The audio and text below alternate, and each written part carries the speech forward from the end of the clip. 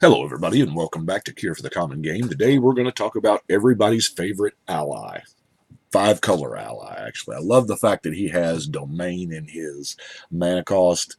This was something that Wizards did as a nod to us, the EDH players, because, let's face it, they scattered allies in all five colors for, you know, what was it, 6 sets? Anyway. General Tazri is, yeah, he's 5 mana for that 3/4. He searches up an ally.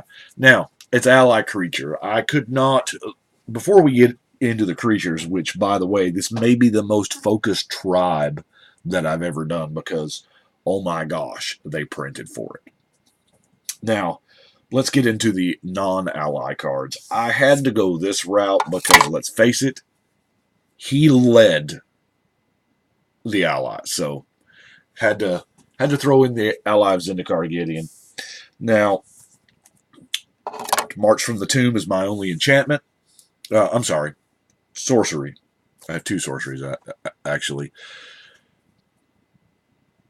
Essentially, you're getting 3 mana free because you're spending 5 to get 8. If you can maximize it out, whatever.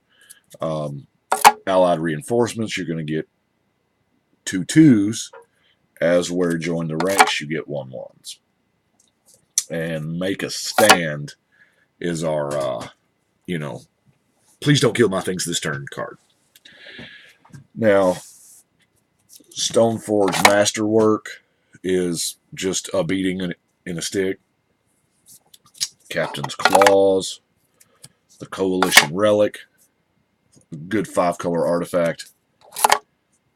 The Commander's Sphere is a good 5-color artifact. And I'm running the Obelisk of Alara simply because I can. I have a crazy amount of these cards. It's like everybody's collection that I've ever bought has had like a dozen. Anyway, it takes a 5-color deck to run it. There is some utility there. Some. But what I want to talk about first is I normally don't do the lands, but 5 colors. Maze's End helps tremendously.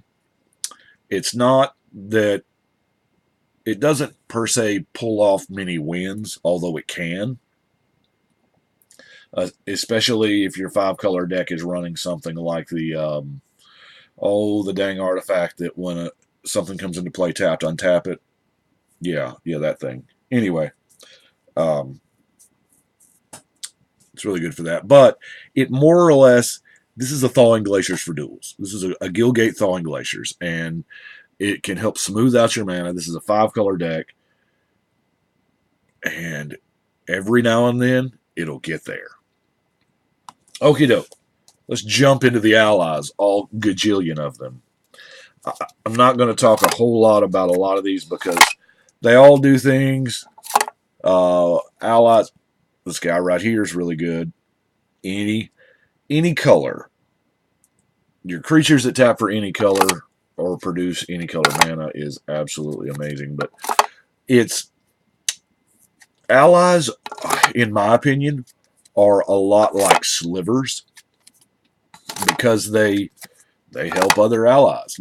Now, the last cycle of allies that they did was it helped all your creatures, which, for the purpose of this deck, is about the same. Outside of this deck, it's actually better. I like it better. As I said, they have printed a ton of allies that just, like the cohort mechanic. You tap an ally and you do a cool thing. You get a counter on all your dudes. Gain some life. I mean, it's the problem that you're going to have is, killing things. Board wipes. Of course, there's not many decks that a board wipe doesn't upset the plan, but I guess the Adaptive Automaton is not inherently an ally, so. But the beautiful part about an ally tribal is that Most of the cards are ridiculously cheap. So it is pretty easy to get foil copies if foiling out a deck is your thing. And we all know it is totally my thing. Um, I have way too many decks to foil them all out, but there are some like this one that is just super. I mean, we're dealing with mostly commons and uncommons, and the rares are not exactly epic level rares. But as I said, tribal allies. It's the this is the deck that they wanted us to build. It's the last card. This is the deck that they wanted us to build, and there it is. It's there's not a lot. Yeah, you can put a lot more tribal theme in it, but I opted for dudes, dudes, dudes.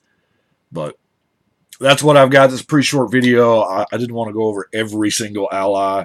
Uh, Here again, it's Slivers 2.0 or 8.0 or 37, whatever. Anyway, I appreciate you guys. Y'all let me know what you think. But right now, we're going to shuffle and cut.